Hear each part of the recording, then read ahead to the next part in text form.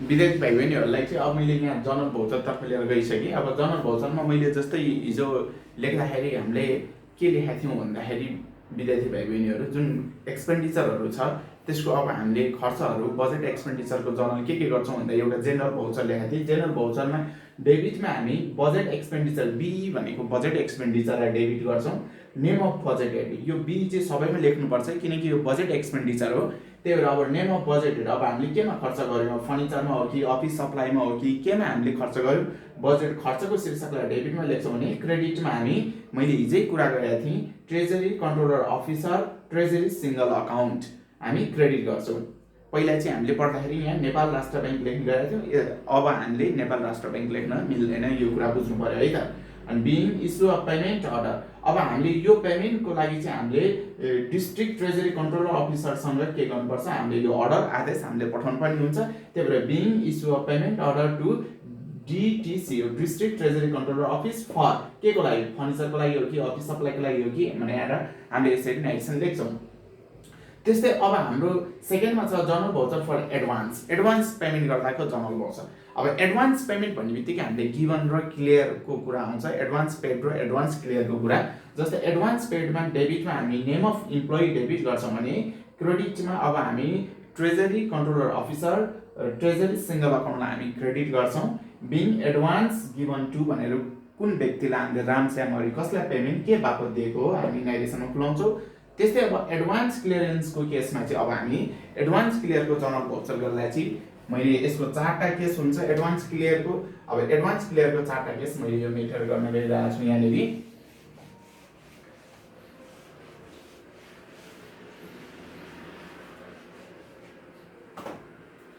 यहीँबाट भयो है विद्यार्थी भाइ बहिनीहरू।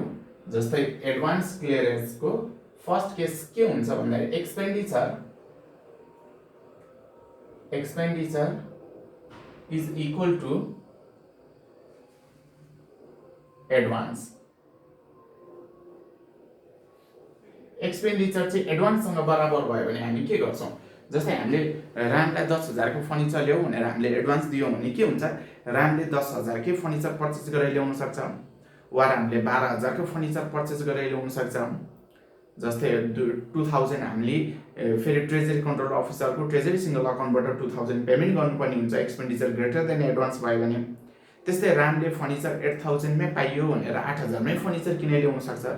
त्यस्तो हुँदाखेरि चाहिँ फेरि treasury controller officer treasury single account debit हुने भयो किनकि केही रिमेनिङ पैसा त रिटर्न हुने भयो, हाम्रो डिस्ट्रिक्ट ट्रेजरी कन्ट्रोलर अफिसको ट्रेजरी सिङ्गल अकाउन्टमा त पैसा डिपोजिट हुने भयो, त्यस्तो गर्दाखेरि डेबिट हुन्छ। अनि कहिलेकाहीँ चाहिँ के हुन्छ भने विद्यार्थी भाइ बहिनीहरू जस्तै एडभान्स जति हामीले देख्छौँ फुल अमाउन्ट चाहिँ रिटर्न हुनसक्छ, त्यस्तो बेला पनि टिसिए टिएसआई हाम्रो डेबिट हुने भयो, treasury controller officer treasury single account debit हुने हो। यो क्लियरको एडभान्स क्लियरको केस चाहिँ 3-4टा हुन्छ। म 1 बाई 1 विद्यार्थी भाइ बहिनीहरूलाई यहाँ बुझाउन गइरहेको छु, यहाँ हेरौँ है त।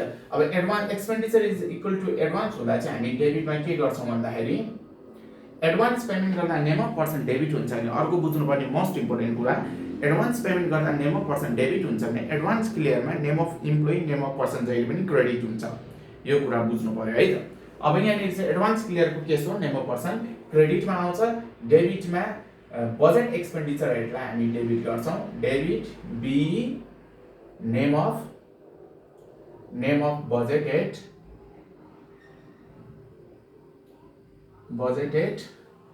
क्रेडिटमा नेम अफ इम्प्लोइ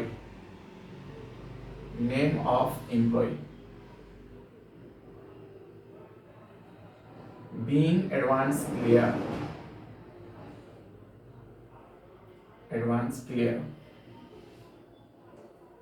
त्यस्तै एडभान्स क्लियर के second case expenditure is more than advance दिएको भन्दा खर्च बढी भयो।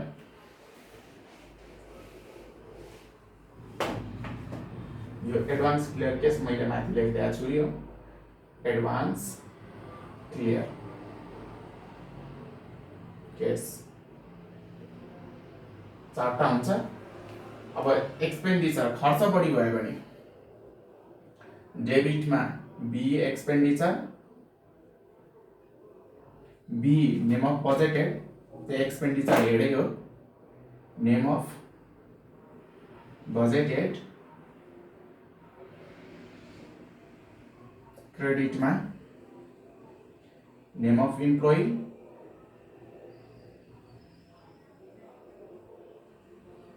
क्रेडिटमा treasury controller officer treasury single account बढी हुँदाखेरि पेमेन्ट गर्नुपर्ने हुन्छ बिङ एडभान्स क्लियर नाइरेसन लेख्नुहोस् बिङ एडभान्स क्लियर।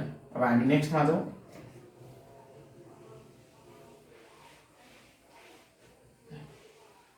अब हाम्रो पहिले चाहिँ के हुन्छ भने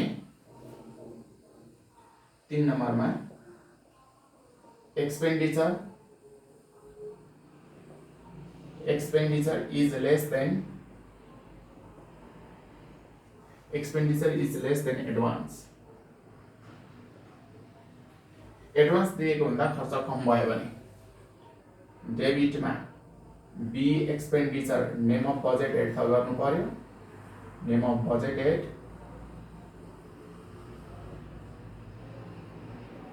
डेबिटमै खर्च कम हुँदाखेरि पैसा आउँछ treasury controller officer treasury single account debit हुन्छ क्रेडिटमा name of employee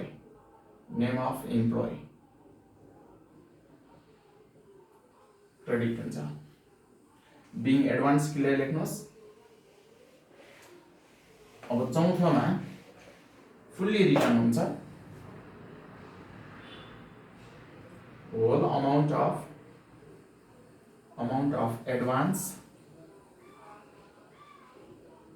is return. Advance amount सबैले रिटर्न हुँदा डेबिटमा हाम्रो treasury controller officer treasury single account debit हुने भयो क्रेडिटमा name of employee being advance clear. विद्यार्थी भाइ बहिनी एडभान्स क्लियरको केस हाम्रो 4टा हुन्छ। जस्तै अब बढी खर्च हुँदाखेरि के हुने treasury controller officers treasury single account क्रेडिटमा आउँछ भने कम खर्च हुँदा मनी रिटर्न हुने भएको कारणले गर्दाखेरि treasury controller officer treasury single account चाहिँ हाम्रो के हुन्छ भाइ रिटर्न हुँदाखेरि डेबिटमा हुन्छ हामीले बढी पेमेन्ट गर्दा चाहिँ कहाँ हुन्छ क्रेडिटमा हुन्छ अनि रिटर्न हुँदा नि टिसिओ टिसिए चाहिँ हाम्रो के हुन्छ treasury controller officer treasury single account चाहिँ डेबिट हुन्छ यो कुरा बुझ्नु पर्यो र एडभान्स क्लियरमा जहिले पनि नेम अफ पर्सन क्रेडिटमा आउँछ है यो कुरा बुझ्नु पर्यो। अब यो सँगै अर्को मैले 3 नम्बरमा पनि अर्को ल्याएको थिएँ यो 2 नम्बरको केस सक्यो general voucher for miscellaneous transaction भनेर लेखेको छु। अब त्यतातिर जाउँ 3 नम्बरमा जनरल भाउचर फर ट्रान्जेक्सन ल यसमा चाहिँ हामीले के पढ्नुपर्छ भन्दाखेरि 1 नम्बरमा budget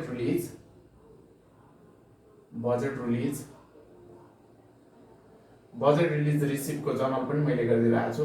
डेबिटमा treasury controller officer treasury single account debit हुन्छ भने क्रेडिटमा बजेट रिलिज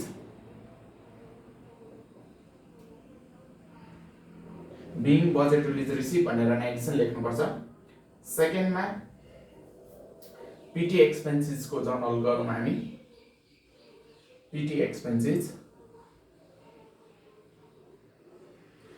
एक्सपेन्सेसमा हाम्रो पिटी एक्सपेन्सेस प्रोभाइड गरिन्छ। फर्स्टमा advance provided date for petty expenses हामीले रामश्याम हरि कसैलाई पनि पिटी एक्सपेन्सेसको लागि हामी एडभान्स प्रोभाइड गर्न सक्छौँ।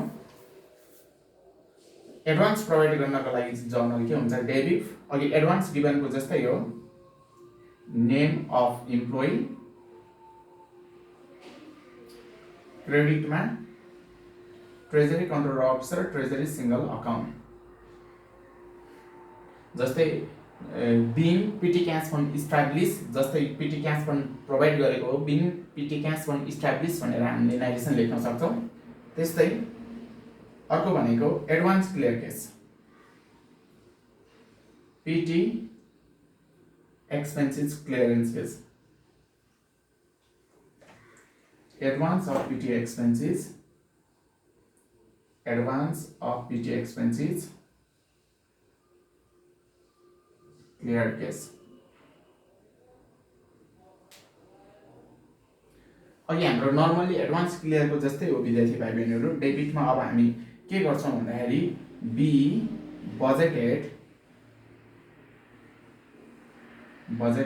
Name of budgeted, debit be name of budgeted, क्रेडिटमा name of employee.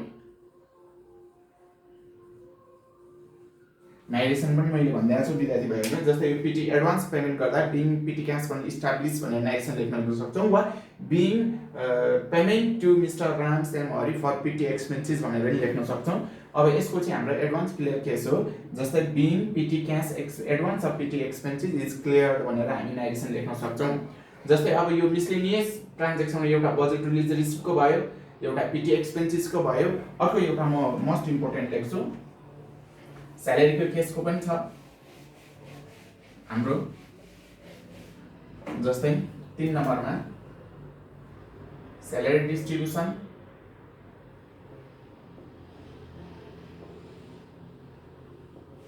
After deduction.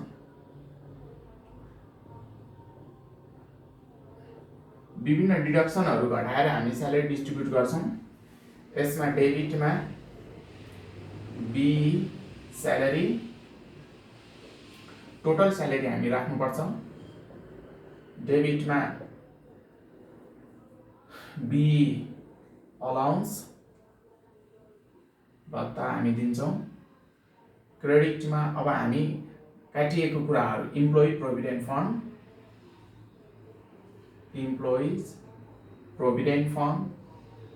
क्रेडिटमा provident fund loan छ भने provident fund loan, income tax छ भने इन्कम ट्याक्स,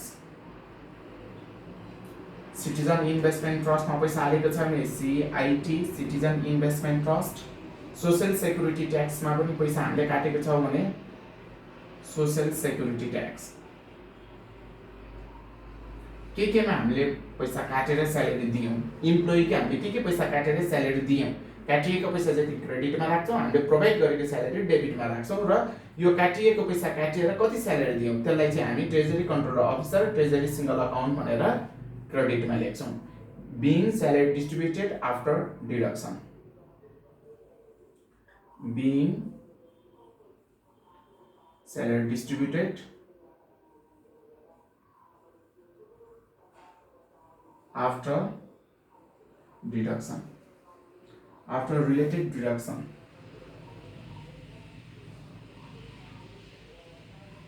हामी यसरी गर्छौं। अब यो हामीले डिडक्सन भएको अमाउन्ट त अब कम्पनीले काटेर दियो इम्प्लोइलाई, यो कम्पनी प्रोभिडेन्ट फन्डमा इम्प्लोइको कति पैसा राख्ने, यो सिटिजन इन्भेस्टमेन्ट ट्रस्टमा कति, नागरिक लगानी कोष, कर्मचारी सञ्चय कोष भनेको है विद्यार्थी भाइ बहिनीहरु, प्रोभिडेन्ट फन्ड भनेको कर्मचारी सञ्चय कोष, सीआईटी भनेको नागरिक लगानी कोष। उसले इन्कम ट्याक्स कति पेमेन्ट गर्नुपर्छ नेपाल सरकारलाई त्यो पनि हामीले काट्यौं, प्रोभिडेन्ट फन्ड लोनको नि इन्स्टलमेन्ट हामीले काट्यौं। यो सबै काटेर अब उसको स्यालेरी मानौ उसले स्यालेरी 1 लाख थियो, प्रोभिडेन्ट फन्ड लोन 10,000 रुपैयाँ जस्तै, अनि इन्कम ट्याक्स 10,000 काट्यो भने उसलाई हामीले 80,000 दिन्छौं। काटिएको 10,000 चाहिँ अब हामीले प्रोभिडेन्ट फन्ड लोनमा प्रोभिडेन्ट फन्डमा गएर हामी डिपोजिट गराइदिन्छौं। इन्कम ट्याक्स अफिसमा लगेर हामी डिपोजिट गराइदिन्छौं, अफिस आफूले डिपोजिट गराउँछ। त्यो डिपोजिट गराउँदाको जनरल छुट्टै हुन्छ। यो provident fund loan income tax काटेर स्यालेरी डिस्ट्रिब्युट गर्दाको जनरल चाहिँ हाम्रो यो हुन्छ। डिडक्सन भएको अमाउन्ट सबैलाई हामीले क्रेडिट गर्नुपर्छ र हामीले उसलाई कति बराबरको अब स्यालेरी दिनुपर्छ, 80,000 को स्यालेरी दिनुपर्छ। सो हामीले treasury controller officer treasury single account भनेर यहाँ 80,000 हुन्छ, काटिएको अमाउन्ट क्रेडिटमा हुन्छ 20,000, टोटल स्यालेरी यहाँनिर 1 लाख हुन्छ डेबिटमा। यो कन्सेप्ट बुझ्नु पर्यो। र यो काटिएको अमाउन्ट चाहिँ हामी डिपोजिट गर्छौं, सेम डे वा नेक्स्ट डेमा हामी डिपोजिट गराउँछौं। ट्याक्स त अब हामीले ट्याक्स कार्यालयमा गएर डिपोजिट गराउनु पर्यो, प्रोभिडेन्ट फन्ड कार्यालयमा गएर हामी डिपोजिट गराउनु पर्यो, कर्मचारी सञ्चय कोषमा गएर डिपोजिट गराउनु पर्यो। यो डिपोजिट गराउँदा पनि क्वेशनले डिपोजिट सेम डे वा नेक्स्ट डेमा चाहिँ डिपोजिट गरियो भनेर क्वेशनले भन्यो भने डिपोजिट गर्दा पनि जर्नल गर्नुपर्छ। अब डिडक्सन अमाउन्ट डिपोजिट हुँदाको जर्नल के हो मैले यहाँ मेटेर गर्न गइरहेको छु है त विद्यार्थी भाइ बहिनीहरु। अब यसैको फर्दर चाहिँ स्यालेरीको डिडक्सन अमाउन्ट अमाउन्ट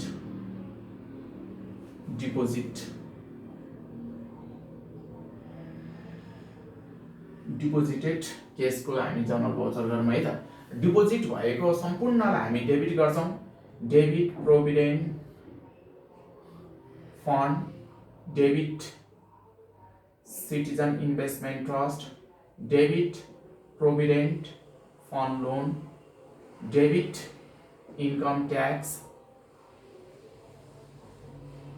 सबै, credit treasury controller officer, treasury single account र डिपोजिट भएको सम्पूर्ण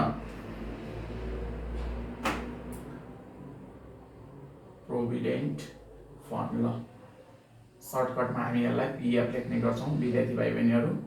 सिटिजन इन्भेस्टमेन्ट ट्रस्ट, यो डिडक्ट भएको अमाउन्ट सबैलाई हामी डिपोजिट गर्दा डेबिटमा ल्याउँछौँ। सोसियल सेक्युरिटी ट्याक्स छ भने त्यसलाई डिपोजिट हुँदा हामी डेबिटमा ल्याउँछौँ। यो सबैलाई डेबिटमा ल्याउनु पर्यो। अनि यो डिपोजिट गराउँदाखेरि ट्रेजरी कन्ट्रोलर अफिसको ट्रेजरी सिंगल अकाउन्टबाट डिपोजिट गर्ने अमाउन्ट चाहिँ जान्छ। पेमेन्ट गरेको हो, डिपोजिट गरेको हो, त्यही भएर यसलाई चाहिँ हामी के गर्छौँ, क्रेडिट गर्छौँ। बिङ डिपोजिटेड, नेरेसन लेखौँ, being deposited deduction amount, deduction amount. ल यो भयो। अब यो सँगै अर्को पनि एउटा बजेट ट्रान्सफरको केस पनि म यहाँ सिकाउन गइरहेको छु। हाम्रो अर्को जर्नल जस्तै जर्नल भाउचर फर मिसलिनियस ट्रान्जेक्सनमा बजेट रिलिज रिसिभको जर्नल सिक्यौँ। त्यसपछि पिटी एक्सपेन्सेस पेमेन्ट र क्लियरको सिक्यौँ।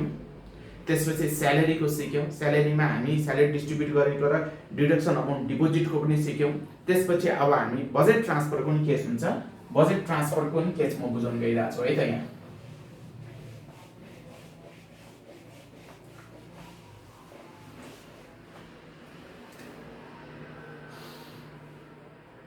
चार नम्बरमा अब यसको चाहिँ बजेट ट्रान्सफर।